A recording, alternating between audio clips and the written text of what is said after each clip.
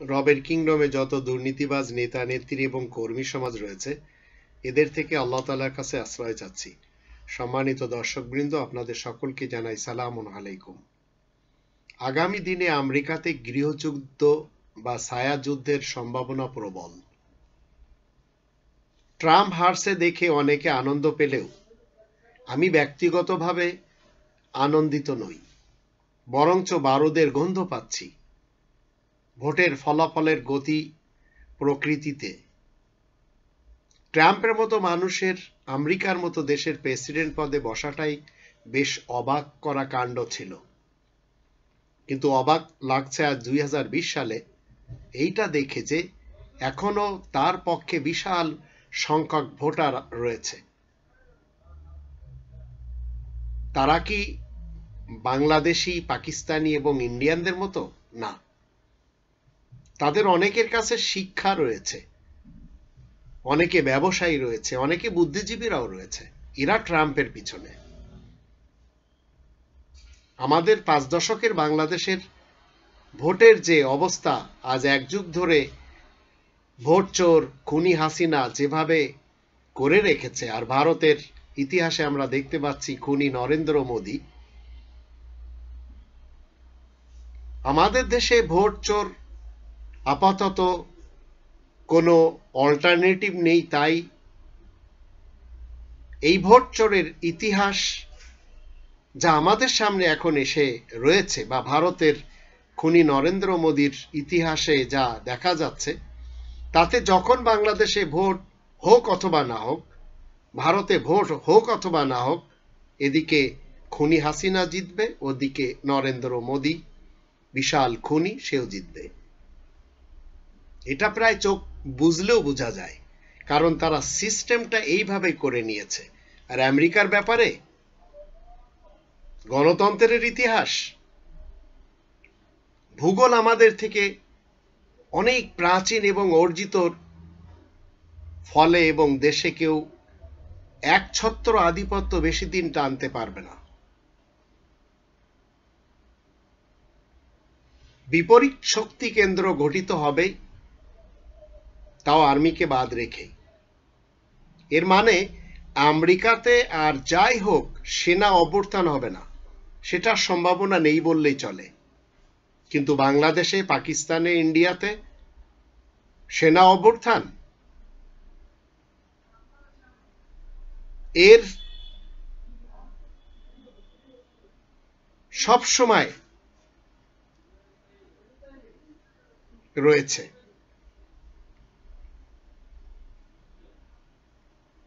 কারণ কি জানেন? কারণ হচ্ছে বাংলাদেশ, পাকিস্তান, ইন্ডিয়ার যে গণতন্ত্র, সেটি মূলত স্বৈরতন্ত্র হিসেবে আমরা দেখে আসছি। বাংলাদেশের ইতিহাসে 5 দশকের বাংলাদেশে খুনি স্বৈর শাসক এরশাদের গণতন্ত্র ছিল না, স্বৈরতন্ত্র ছিল। এটি ছিল খুনি খালেদার যুগেও। আর বর্তমান 2020 সালেও আমরা দেখতে পাচ্ছি এক যুগ ধরে ভোট চোর খুনি হাসিনা ঠিক সেই স্বৈর শাসক হিসেবে শাসন করে যাচ্ছে।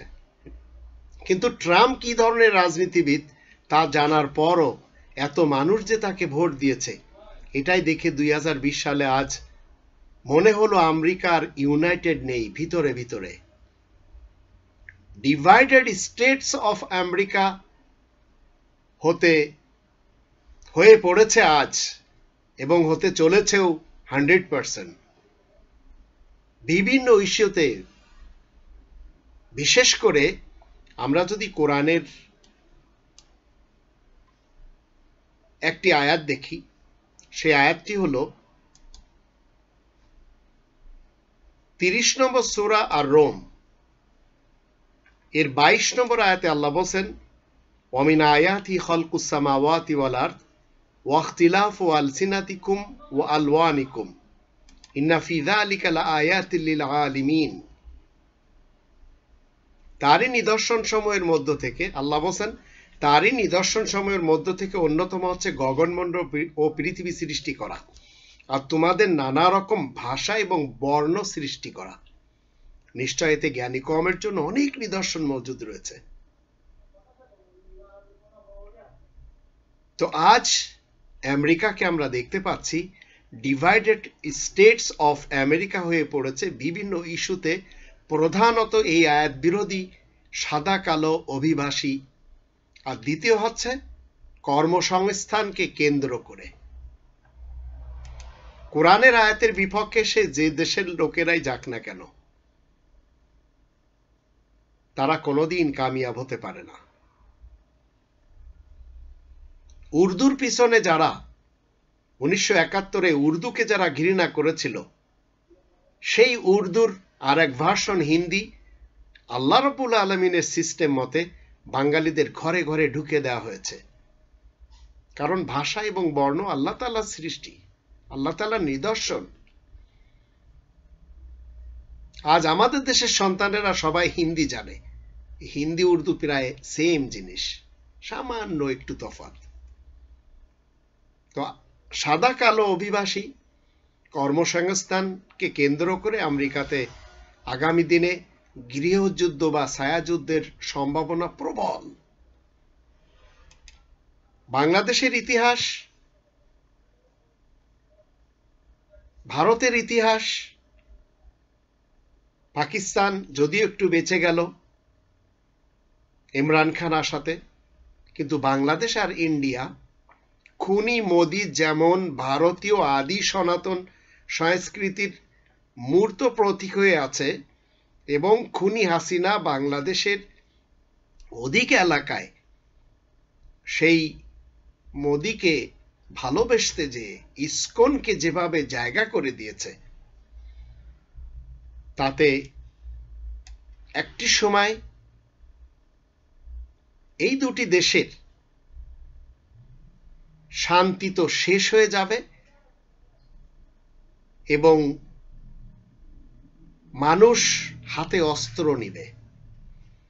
আমাদের দেশে তারা অস্ত্র নিবে একদল আর এক দলের বিরুদ্ধে। যারা আজ নিজেদেরকে মুসলমান, সুন্নি, শিয়া এবং সালাফি বলে যাচ্ছে, হিফাজত এবং তরিকত বলে যাচ্ছে, এরা একদিন রেগে গেলে এই ইসকনের বিরুদ্ধে যুদ্ধ ঘোষণা করবে।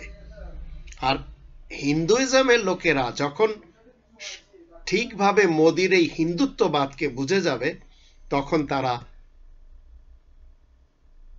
হাতে ইট পাটকেল নেওয়া শুরু করবে। একইভাবে ট্রাম্প আমেরিকা সাদা চামড়ার ইয়াঙ্কিদের মাসিহা হিসেবে পরিগণিত হয়েছেন। তা না হলে এত ভোট কিভাবে পেল সে? আমেরিকান লোকদের, বিশেষ করে সাদা চামড়ার ইয়াঙ্কিদের মাসিহা হিসেবে পরিগণিত হয়েছে ট্রাম্প। আর বাংলাদেশ আর পাকিস্তানের খুনি মোদি এবং খুনি হাসিনার train politician, pure political element মাটির কাছ থেকে উঠেছেন। ট্রাম্পের সেরকম কোনো ব্যাকগ্রাউন্ড নেই, তবুও এত অন্ধভক্ত দেখে মনে হচ্ছে আজ 2020 সালে আসলেই আমরা রাজতন্ত্রকে ভালোবাসি, যা বাংলাদেশের এবং ভারতের ইতিহাসে আমরা দেখতে পাচ্ছি। অবচেতনে বলেন, ব্যক্তি পুজো না করলে কেমন যেন এই দুটি জাতির কাছে ফাঁকা ফাঁকা লাগে, বরঞ্চ তিনটি জাতি। ওদিকে ভুট্টো, যা প্রায় শেষের পথে, ভারতে গান্ধী, যা প্রায় শেষের পথে, আর এদেশের খালেদা, যা শেষের পথে। এখন নতুন আঙ্গিকে ভারতের আর বাংলাদেশের এই পলিটিক্স আমরা দেখতে পাচ্ছি। একদল ভয়ে খুনিকে মাননীয় বলছে, আর একদল টাকার লোভে তার পিছনে ছুটছে। ঠিক একইভাবে খুনি মোদির পিছনেও এই ধরনের লোকদেরকে আমরা দেখতে পাচ্ছি। এরা মূলত ব্যক্তি পুজো না করলে এদের জীবন যেন ফাঁকা ফাঁকা লাগে, এটি আমরা দেখতে পাচ্ছি। অনেক ক্ষেত্রে নির্বাচন প্রহসনে পরিণত হয়েছে। এরকম মহামারীর সময় এই 120 বছরের মধ্যে এত ভোট দিয়েছে সে দেশের মানুষ যা কল্পনার বাইরে। তারপরেও যে বিভিন্ন বাম সংগঠন, জঙ্গি সংগঠন রয়েছে, সেখানে কালোদের একটি তাদের চরিত্র, এবং সাথে রয়েছে চাইনিজ লবি। দেশভক্ত ট্রাম্পের বিরুদ্ধে লড়ছে, খুব চিন্তা করার বিষয়। মুসলমানদের অনেকে হিসাব করছেন ডোনাল্ড ট্রাম্প বা জো বাইডেনকে প্রেসিডেন্ট হলে, মানে এদের কে প্রেসিডেন্ট হলে মুসলমান, শিয়া, সুন্নি এবং সালাফিদের লাভ হবে বা ক্ষতি হবে। পরিশেষে আমি বলতে চাই, গণতন্ত্র কোনোদিন কোনো মানুষকে শান্তি দেয়নি। ট্রাম্প বলেন আর বাইডেন বলেন, এটি হচ্ছে গবরের দুপিঠ, আর গবরের কোনো পিঠ ভালো হয় না। ঠিক যেমন ভারতের জন্য নরেন্দ্র মোদি আর বাংলাদেশের জন্য ভোট চোর খুনি হাসিনা। আসুন আমরা সবাই কোরআনকে একটু স্টাডি করি, আর কোরআন আমাদেরকে বলবে যে এই যে গণতন্ত্র কেন পৃথিবীতে শান্তি দিতে পারে না। কারণ যিনি পৃথিবীর সৃষ্টিকর্তা তিনি নিজে কি বলছেন? আমরা যদি কোরআনের 2 নম্বর সূরা আল বাকারার 165 নম্বর আয়াতে দেখি, সেখানে আল্লাহ বলেন, মানুষের মধ্যে যারা আল্লাহ ছাড়া আর কাউকে শরীক করে তারা তাদেরকে ঠিক আল্লাহ তাআলার মতোই ভালোবাসে, কিন্তু যারা ঈমানদার তারা আল্লাহকেই সবার চাইতে বেশি ভালোবাসে। জালিমরা যদি ভেবে দেখতো, যখন তারা আযাব সামনেই দেখতে পাবে, তখন কি বলবে? আন্নাল কুওয়াতা লিল্লাহি জামিয়া ওয়া আন্নাল্লাহা শাদীদুল আযাব। শক্তি সে তো সবটুকু আল্লাহ তাআলার জন্য, আর আল্লাহ তাআলার আযাব বড়ই কঠিন। পৃথিবীতে সিরিয়া বলেন, ইরাক বলেন, আফগানিস্তান বলেন, ফিলিস্তিন বলেন, আরাকান বলেন, এরা মনে করেছিল গণতন্ত্রের মাধ্যম দিয়ে হয়তো আমরা শান্তি লাভ করতে পারবো, অথচ এদের কাছে কিন্তু রব্বানি তন্ত্র রয়েছে, রবের দেওয়া কনস্টিটিউশন রয়েছে, নির্ভুল, সেটি মানেনি, যার জন্য এই দেশগুলি শেষ হয়ে গেছে। ইউরোপের কিছু কিছু দেশ যারা কোরআনের 80% বিধিবিধান অনিচ্ছাকৃতভাবে মানে, যার ফলে তারা আজ শান্তি দেখে যাচ্ছে। আমেরিকাতেও শান্তি ছিল, কিন্তু এই ট্রাম্পের যুগ থেকে এত বেশি অশান্তি হয়েছে, যার জন্য দায়ী হচ্ছে অযোগ্য লোকদেরকে যখন যোগ্যদের স্থানে বসানো হয় তখন সে দেশ শেষ হয়ে যায়। যেমন খুনি মোদিকে এমন জায়গায় বসানো হয়েছে, ভোট চোর এবং খুনি হাসিনাকে এমন জায়গায় বসানো হয়েছে যে তারা তো নিজেরা ডুবেছে এবং জাতিকে নিয়ে ডুবেছে। আসুন আমরা সবাই মিলে রব্বানিতন্ত্রের পক্ষে কাজ করি এবং নিজেদের ব্যক্তিত্বকে আল্লাহ তাআলার বিধিবিধানের সাথে চালানোর চেষ্টা করি। নইলে আজ আপনার কাছে ক্ষমতা রয়েছে, কাল থাকবে না, আর একজনের কাছে আসবে, এইভাবে ক্ষমতা পাল্টাতে থাকবে, আর একদিন আপনাকে বলতেই হবে, সেই দিনটি বড় ভয়াবহ হবে। সেটি যদি আমরা কোরআনের মাধ্যম দিয়ে দেখে নিই, তাহলে আমরা কোরআনে দেখতে পাই, যদি 71 নম্বর সূরা নূহ এর প্রথম 8টি আয়াত দেখি, সেখানে বলা হচ্ছে,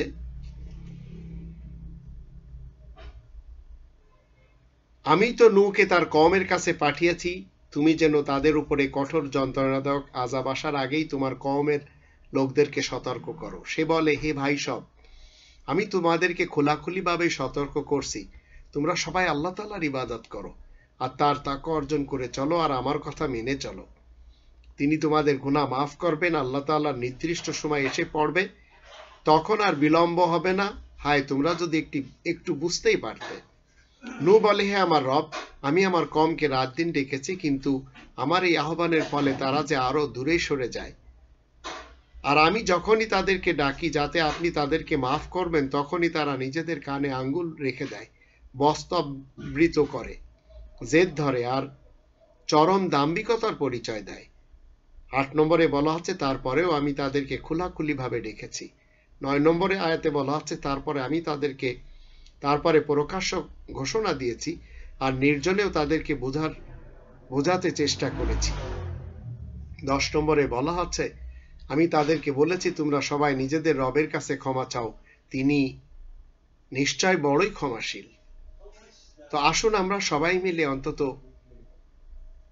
একটু চেষ্টা করি